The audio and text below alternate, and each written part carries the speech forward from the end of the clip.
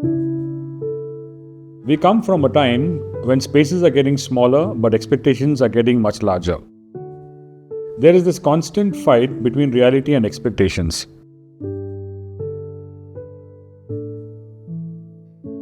Kripa is one of the very few buildings stemming from this circumstance. Hi, I'm Rajesh Shivram from Techno Architecture, Bangalore. Today we're discussing a new project, Kripa, in RME second stage in Bangalore. For detailed chapters and PDF ebook, please visit buildofy.com. The link is in the description below.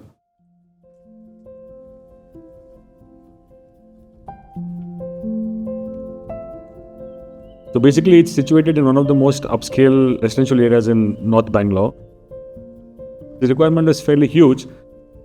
It was a single family dwelling, and then his concern was it's a small plot, so would there be a good justice done to the property? So it was roughly about 1,350 square feet, and the built-up area was around 5,500 square feet. So the entire Kripa's Hotel site was programmed in such a way that we divided the entire floor plan as Stilt Floor, ground floor, first floor, second floor, and the terrace. So the Stilt Floor primarily had the parking areas. For Vastu, we had to take in another pedestrian gate at the northeast quadrant. Or from the parking also, there is another internal door where you come inside into a foyer space, and the foyer would relate itself to the lift lobby. So as one moves from the pedestrian entry towards the main door, so there's a series of staircases, in a clockwise direction which you climb up and then come towards the main door. And the main door has a small foyer area. There is a north main door which you enter into the space, and then that is actually greeted by the lift lobby again once you enter the space. Now from the foyer, once you take a right, you enter into a larger section of the space which is the living room. So living room is a double-light space which has an internal staircase to go to the next level. And also there is a step up which you move into the other segment of the property, which is the kitchen and the dining. Now the entire planning is designed in such a way that since it's a corner property of west and north, so the intention was to get maximum light from the west and from the north into the space. So that deliberately what we've done is we've kind of removed off the common wall between the living and the dining.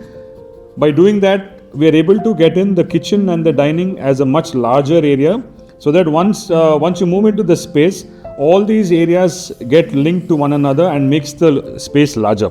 And then the dining has a beautiful French door which opens out to a more public or a semi-public kind of a balcony facing the west side.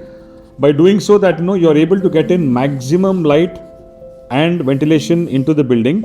Now once you open this door, the light and ventilation which comes from the west comes in all the way to the kitchen. So till about 6-7 o'clock, you don't have to put on the artificial lights into this space. And the living room, as I mentioned earlier, is a double light space where this entire L shape facing the northwest corner is actually designed in wood, where you get in maximum light and ventilation into the space. And then along with the staircase, what we've done is, because of the space constraint, we have taken a built-in seater comfortably within the grid overlapping the circular column in the corner of the northwest area, where the built-in seater becomes part of the seating area arrangement for the living room. In the ground floor, there is a beautiful sequence of green spaces also designed, where the corner portion of the northwest living room has a beautiful greenery tucked in so that it kind of overlooks an existing tree in the front. So as one moves towards the first floor from the living room, and once you come up here, then we have created a separate segment as a small family space or a lounge area, where it has a built-in study. And this in turn overlooks into the living room, where it is surrounded completely by the jali.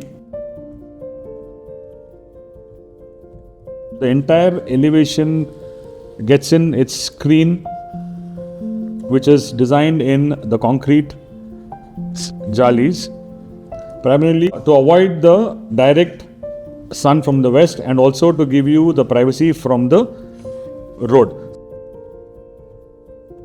There's a new set of staircase which opens up in this quadrant, where it takes you to the higher levels. Then on the main door, on the staircase towards the northeast corner, what we've done is we've taken a balcony, like a common balcony, overlooking into this space with a lot of greenery.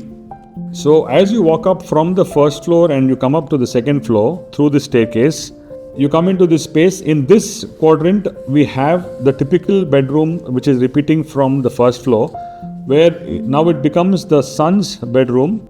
Then from here again, you walk into this space. Then now the living room on the double light gets enclosed, where the daughter's bedroom gets tucked in.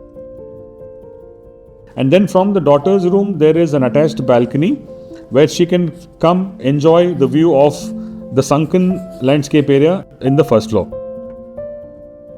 And then from the son's bedroom, you come out, then you have a balcony which is attached, which is facing the west. So each bedroom has their own balconies which are private, and then have their own view towards the west and towards the north. So as you climb up to the last floor, then you come into this space. From here, primarily the entire last floor is divided into two zones. One is an enclosed area where it houses a multi-purpose room.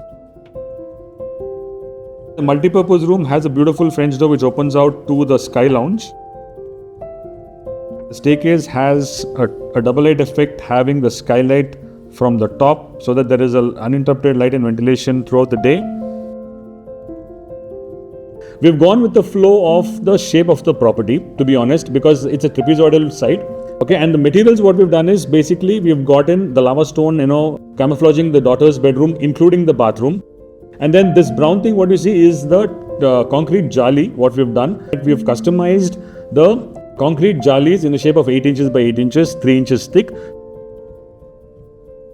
And complementing the whole thing is again touched up with a little bit of wooden windows facing the facade, which kind of complements the green, the brown and the greys.